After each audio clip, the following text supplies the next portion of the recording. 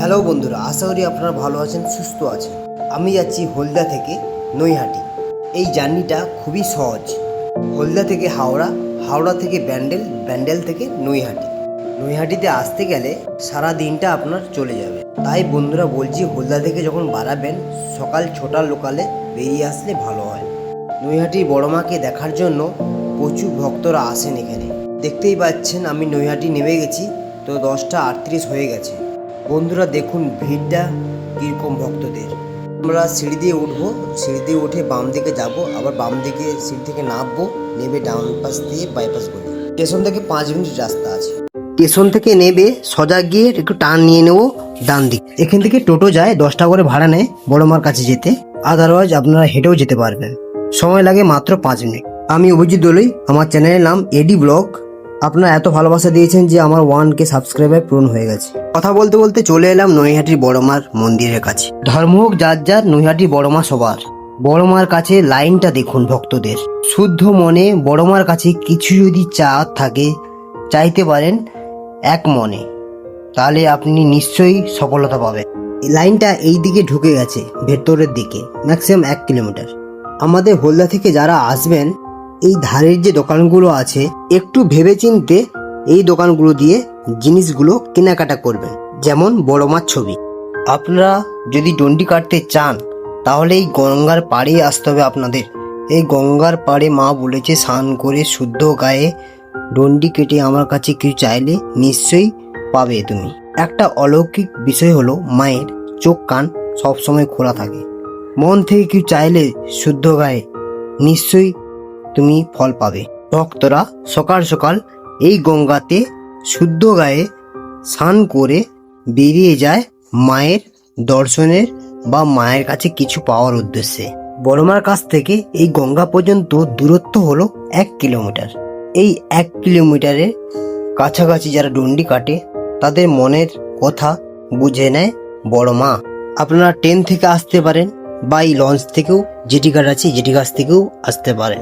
So বন্ধুরা, আমি দেখিয়ে দিলাম আপনাদের গঙ্গা জলে শুদ্ধ গায়ে স্নান করে আপনাদের বড়মার উদ্দেশ্যে বেরিয়ে যেতে হবে। এই গরমের দিনে ঢালাই কতটা গরম হয়ে যায় বা পিচ রোড কতটা গরম হয়ে যায়, তার মধ্য থেকেও ডন্ডি কেটে যায় আমাদের মা বোনরা।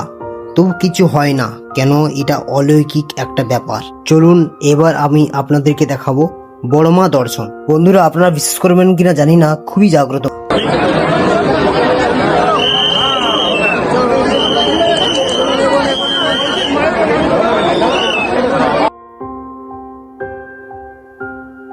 বন্ধুরা আপনাদেরকে বড়মার দর্শনটা করিয়ে দিলাম। অতএব হলদাবাসী, আপনাদের জন্য কোনো অসুবিধা হবে না বড়মা নৈহাটি বড়মার কাছে। মনে রেখো, রানী অরুন্ধতী সাম্রাজ্য এটা, এখানে অন্যায়ের কোনো স্থান নেই। জয় জয় রানী মা, জয় জয় মা রানী মা, জয় জয় মা, জয় জয় মা রানী মা, জয় জয় মা রানী মা, জয় জয় মা রানী মা, জয় জয় মা, জয় জয় মা রানী মা।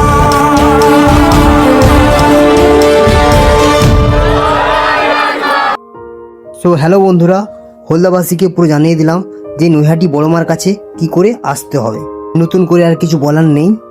যারা ভাবছেন এখনো কি করে যাব নৈহাটি বড়মার কাছে, মানত করে রেখেছি কিন্তু যেতে পারছি না, আপনাদেরই জন্য এই ভিডিওটা। আপনারা কিছু চিন্তা ভাবনা না করে আপনারা চলে আসুন নৈহাটি বড়মার কাছে। এখানে আসলে আপনাদের একটা নতুন এক্সপিরিয়েন্স হবে, অনুভূতি হবে মায়ের কাছে। মায়ের দিকে 5 মিনিট তাকিয়ে দেখুন, আপনার চোখ থেকে এমনি জল চলে আসবে। মাকে পুজো দেওয়ার যে প্রসাদ, বড় মায়ের সামনে দোকানগুলো আছে একসঙ্গে জয়েন্ট, তো এই দোকান থেকেও আপনারা কেনাকাটি করতে পারেন। লাইন ধরে ওই দিক থেকে ঢুকছে ভক্তরা, আর এই দিক থেকে বেরিয়ে আসছে ভক্তগণরা। আপনারা এলে এই মন্দিরটাকে আপনারা দর্শন করুন, আমি চাই আপনাদের ভালো লাগবে। তো বন্ধুরা আমরা চলে যাচ্ছি বাড়ির উদ্দেশ্যে। আপনারা একটু বয়স্ক লোকদের কাছ থেকে এই ডালিগুলো নেওয়ার চেষ্টা করবেন। তো বন্ধুরা আমরা এবার বেরিয়ে যাচ্ছি বাড়ির উদ্দেশ্যে। আমরা স্টেশনে যাব, স্টেশনের দিকে চলে যাচ্ছি আমরা অ্যাকচুয়ালি। এবার টিকিট করে আমরা বাড়ির উদ্দেশ্যে রওনা দেব। তো হ্যালো বন্ধুরা, আমি এডি ব্লগ এখানেই শেষ করছি। টাটা, ভালো থাকবেন, সুস্থ থাকবেন, বেশি বেশি করে জল খাবেন।